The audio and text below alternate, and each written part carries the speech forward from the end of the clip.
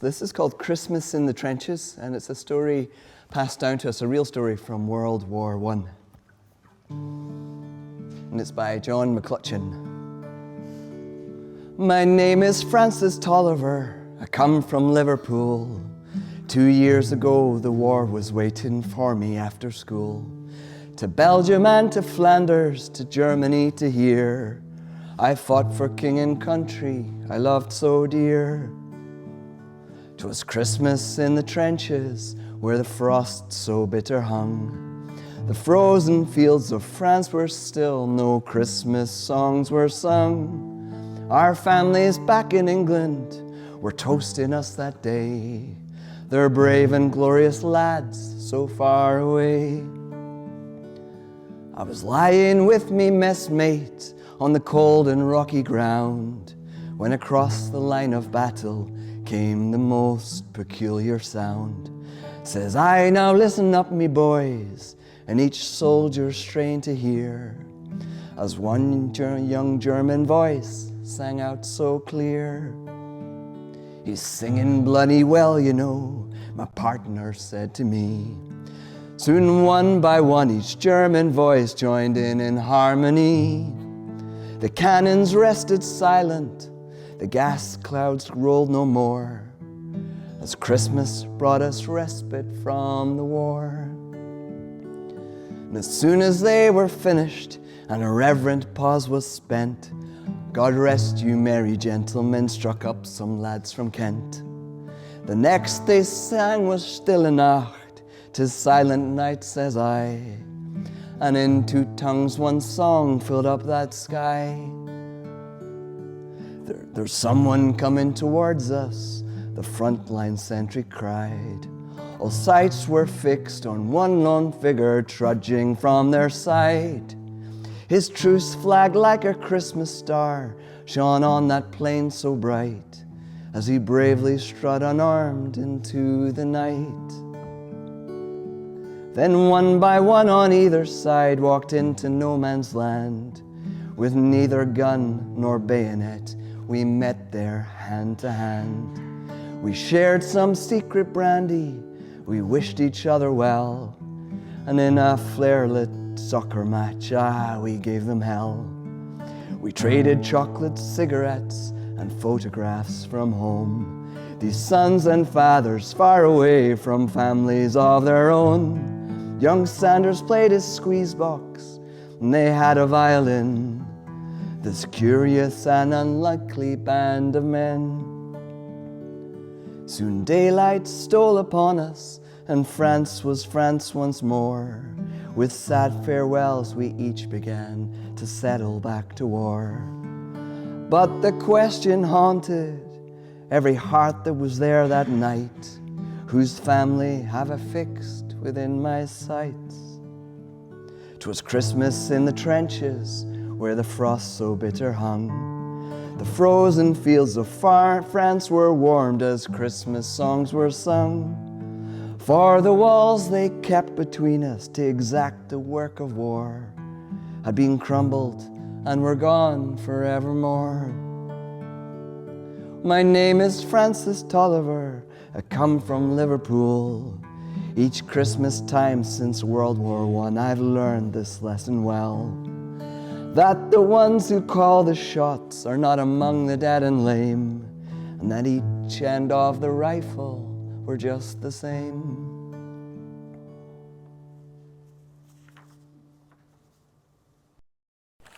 So today's candle symbolizes hope.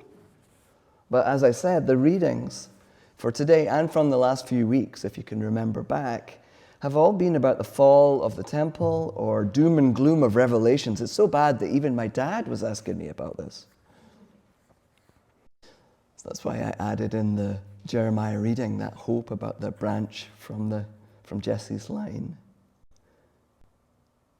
But let's focus, why is the lectionary like this? Luke 21 again. On the earth, distress among the nations, confused by the roaring of the sea and the waves.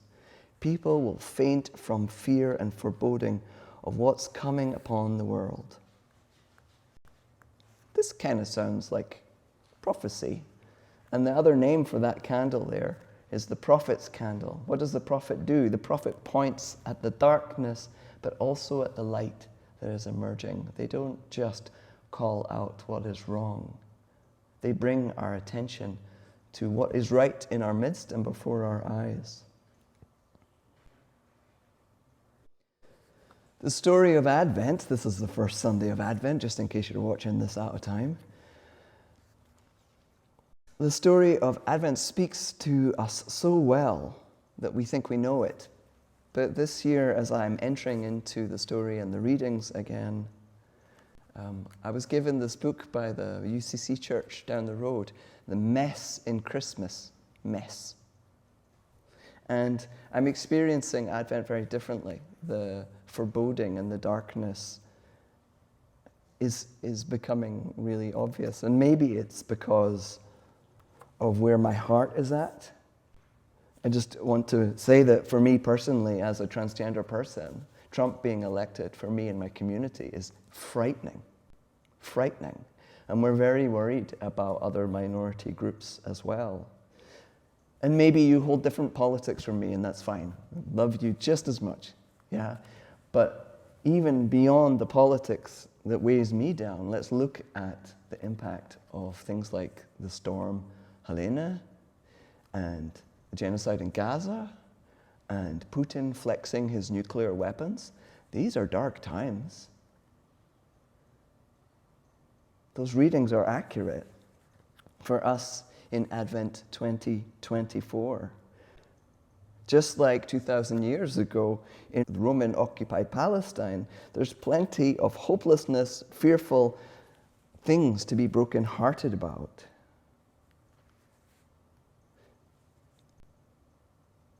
But that's the context. It's not the story. It's the context. It's the scene.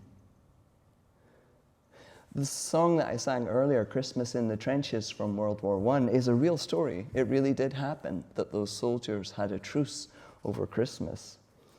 I find this story very interesting because my grandfather fought in World War I. I think of him especially when I sing this song. He was so little that he couldn't sign up first. He was only 5 foot tall, and they wouldn't let men that small go to battle, so he wasn't there that first year. But I think about the details of his life in the trenches. And the thing that's so haunting about that story of the men who played football and swapped brandy and stories is they weren't able to stop the war. But the enemy for them had vanished, and they could not get those soldiers to fight again. They had to move them away because they realized that the enemy was not the enemy. The transformation is organic and one heart at a time. As I was preparing for today, looking at these doom and gloom readings, I learned that the traditional purpose of Advent is meant to help us purify our lives and our heart and prepare to be ready for the coming of the Christ child. I thought about this and I came to the decision that I don't think it's possible for me to purify my heart between now and December 25th. My heart is so heavy with the state of the world, and I don't know how to solve the problems that we face collectively. I don't feel hopeless, which is good given that that candle symbolizes hope. But I do feel helpless. Maybe some of you can relate. And then I thought, maybe helplessness is part of what Advent is about. You know, think about it. You've got neonate baby infant Jesus with brave Mary and old Joseph and a bunch of animals against millions of soldiers for the Roman army in Herod. It's not really a traditional fight, is it? There is an element of vulnerability and helplessness in this story. So let's think about that differently. One of my heroes was Peace Pilgrim. She lived in the United States, was very against the nuclear weapons, and she marched all over the place. Do any of you know about Peace Pilgrim? Oh, she's been a big inspiration for me. She walked across the United States for like 24 years. Many times she went back and forth. She would walk south in the winter and north in the summer. And she even gave up her name. She was just called Peace, and she would walk until given shelter and fast until given food. She owned nothing. Amazing woman. She said, "A time like this calls for much peace prayer and peace effort. All right work and right prayer has effect, whether we see results or not. A few really dedicated people can offset the ill effects of masses of out-of-harmony people. Those who seem to fail pave the way and often contribute more than those who finally succeed." Thinking about Martin Luther King there. We're going to hear more from him later. Peace also said, whenever you bring harmony into an unpeaceful situation, you contribute to the cause of peace. Love is the greatest power on earth because it conquers all things. One in harmony with God's law of love has more strength than an army. For one not need subdue an adversary can be transformed.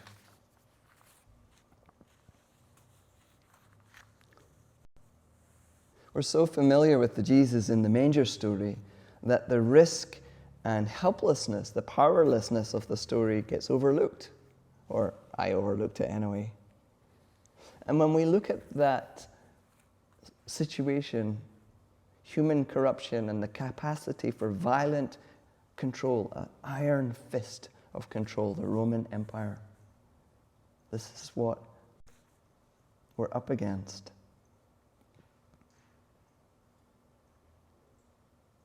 But today's Bible readings ask us not to give in to hopelessness. It's all about hope, holding hope in the face of this. Because ultimately, hate and human sin have no place in heaven. More on that in a minute. Hate and violence will eventually implode on themselves. Here's what Martin Luther King said. Hate begets hate. Violence begets violence. Toughness begets greater toughness. We must meet the forces of hate with the power of love. Our aim must never be to defeat or humiliate the white man, but to win his friendship and understanding. The ultimate weakness of violence is that it is a descending spiral, begetting the very thing it seeks to destroy. Instead of diminishing evil, it multiplies it. Through violence, you may murder the liar, but you cannot murder the lie nor establish the truth. Returning violence for violence multiplies violence, adding deeper darkness to a night already devoid of stars. Darkness cannot drive out darkness. Only light can do that. Hate cannot drive out hate. Only love can do that. End of quote. And I think this is what St. Francis was getting at when he said, all the darkness in all the world cannot extinguish the light of a single candle. Thinking about that baby up against millions of Roman soldiers. All the darkness in the world cannot extinguish the light of a single candle. Anne Frank said, look at how a single candle can both defy and define the darkness. Now, earlier this week, I was making an advent calendar. Well, it was more complicated than that. Somebody else was creating an online advent calendar. If you want to see it, email me. And I was asked to create a little video. They're going to show it on the solstice. And to make this little video that people open in their email, I found some footage from pre-COVID solstice, so December 2019. And here's me and my community, the church that I used to work for. We're doing a ritual, and we've got this massive trough full of sand. And everybody is placing little taper candles, like Hanukkah candles, with their prayers for the year, and placing them in. And what was fascinating for me about this was that we didn't know what 2020 would bring. And I saw children who are now all grown up. I saw dear ones, they've died and are in the afterlife. It was beautiful to see this. And at first you could see the individual candles, and then this blazing light that just took over. And the circle of people came into beautiful clarity. You know the way that candle light is such a beautiful, forgiving light? Well, here we are, we've got this trough, maybe 150 candles in it, and the whole room was just so beautiful. And it made me realize that the Gospel of John's words are so true. The light shineth in the darkness, and the darkness comprehendeth it not. One of my favorite lines from Scripture. The light shines in the darkness, and the darkness comprehendeth it not. And this sparked a memory of the teachings of Julian of Norwich about how sin has no form. Okay, so do you know who Julian of Norwich was? Yeah, she was a mystic, a woman from England. She wasn't a religious woman. She was just a woman who survived the bubonic plague about 600 years ago in England.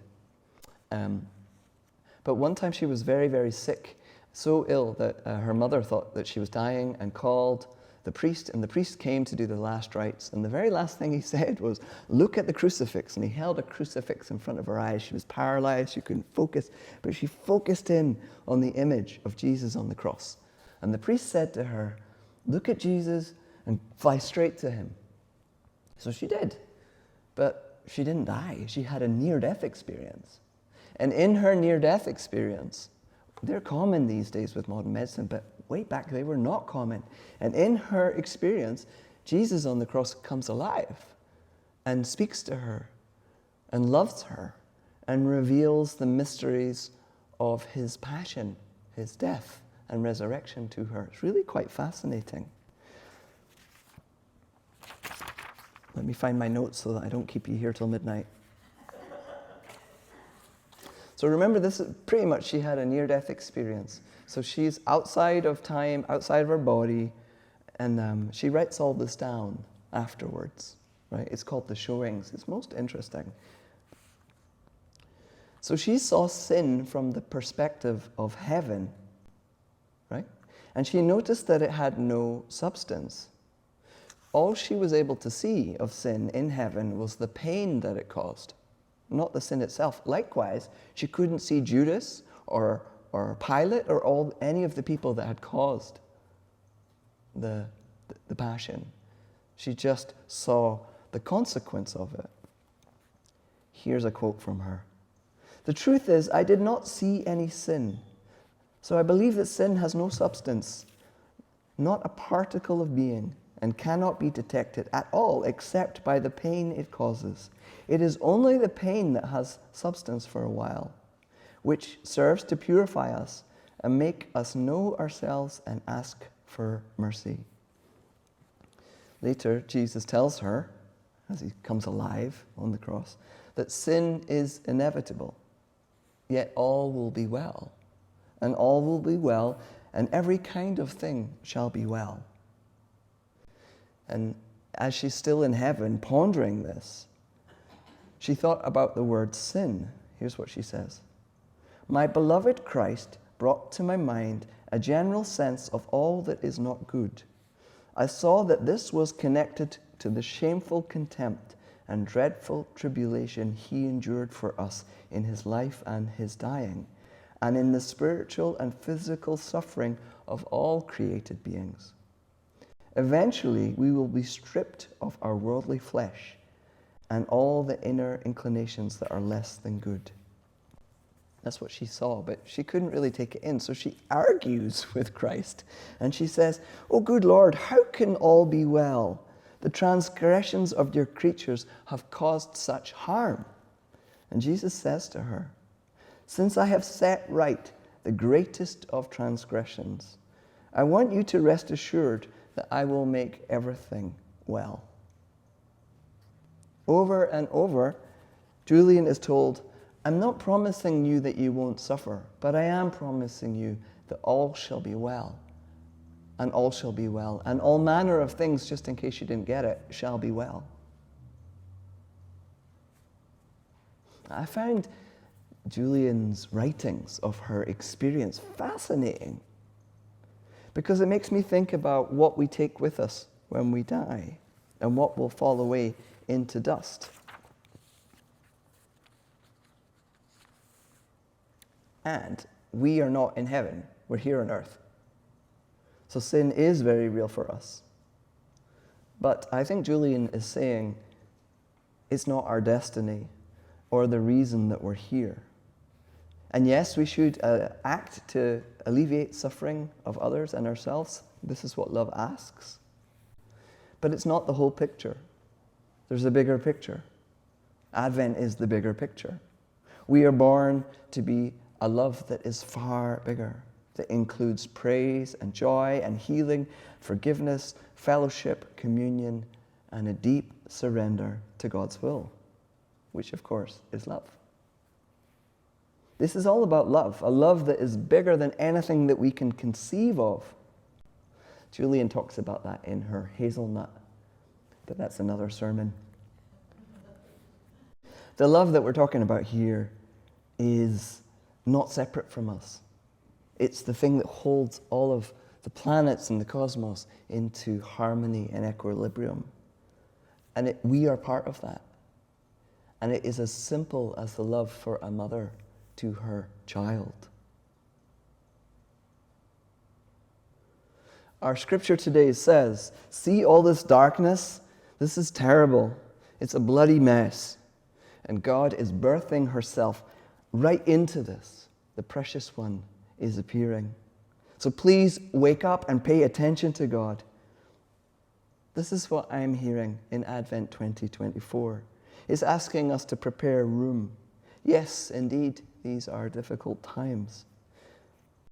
But perhaps it's just a bit like how the dawn arrives in the darkest, coldest hour. Into this chaos and struggle and hardship, the Christ is born as a helpless and lowly human being. So pay attention, keep your eyes open, and do not let the darkness define you. Because as Julian said, the darkness has no substance in the sight of God. I'm going to end with another psalm, one that is nurturing me deeply. I hope you enjoy it. This melody is my own, and the words are a modern interpretation of Psalm 46 by Christine Robinson.